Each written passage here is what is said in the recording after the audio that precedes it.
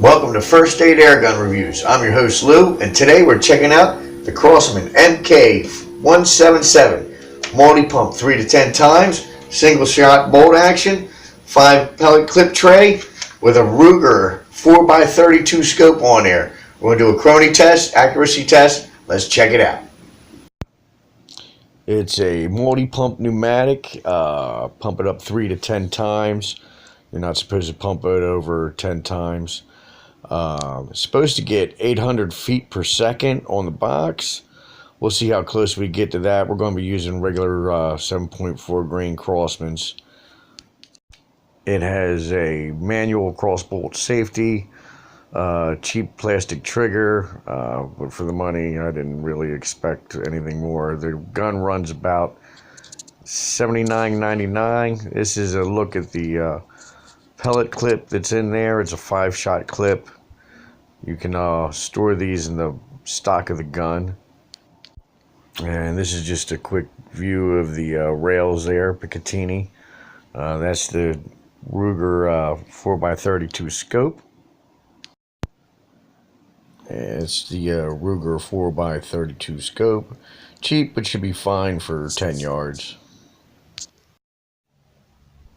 That's the stock. It's got a little rubber cap on there where you can keep storage for extra clips. It also has a key turn for the front sight for the adjustability up and down. It does come with sights. I just forgot to throw on a cheap scope.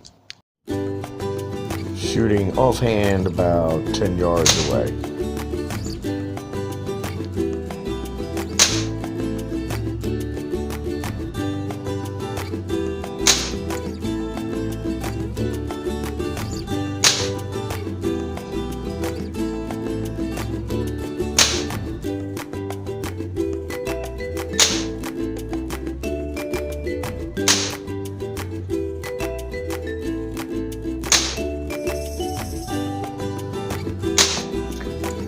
Wanted to shoot 10, I ended up shooting 9, 1.5 inches center to center. Most of that was probably me to my shaky shot style. Alright, here we go. The numbers weren't as good as I would have hoped. On the box it said 800 feet per second. I got an average of 612 with a high of 631 and a low of 596. So it gave an average of 612. It was right around 6 foot-pounds of energy. Enough to do a little pesting in the backyard, but certainly didn't get close to 800 feet per second with 7.4 grain.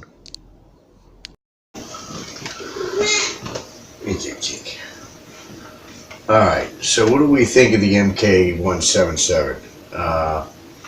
It obviously isn't going to reach 800 feet per second. I did do a little more reading. That was 800 feet per second with BBs. It stated that with pellets you can get 750 feet per second. The best I was able to do with 7.4 grain pellet was 630 plus feet per second. I'm going to do another test later on at some point, and we'll test some lead-free pellets, see if we can get to 700. If we can get to 710, 720, I won't give them too much guff because that's close enough to the manufacturer specs for me. I am at sea level just about. I'm here in Delaware, the first state. So I think maybe we're like 300 feet above sea level. So we're, you know, as far as that affecting the pellet speed, it really shouldn't. That being said, overall, I still like the gun. It's fun to shoot.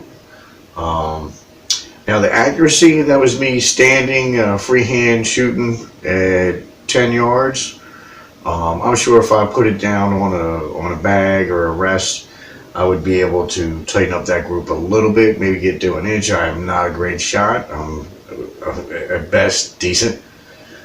But overall, the gun is fun. It's fine. It's kind of your run-of-the-mill pumper gun. It's all plastic. I wish it had a little bit of metal, and I wish more manufacturers, well, no matter what kind of rifle you get, I wish they would put sling mounts on there, because even if you got a little Crosman 760. Having a sling mount on there would just make it easier when you are walking somewhere in the woods or something, or if you got to use both hands. I wish they would put them on any rifle. I don't care if it's a cheap $30 rifle or a $1,000 rifle. That being said, like I said, overall it's decent. I think it's fun to shoot. It may not be for everybody. It is a little ugly, but it's kind of like an ugly pet. You know, the uglier they are, the more you love them. So I can't say 100% recommend it because it's probably not for everybody. But for me, I like it, and I'm going to have some fun shooting it. And we're going to do some more testing at a later date, and we'll see if we can get it up to in the 700s with pellets. Thanks for watching. Everybody have a great day. I'll see you next time. If you liked the video, hit the like button. If you really liked it, subscribe and share. Thanks.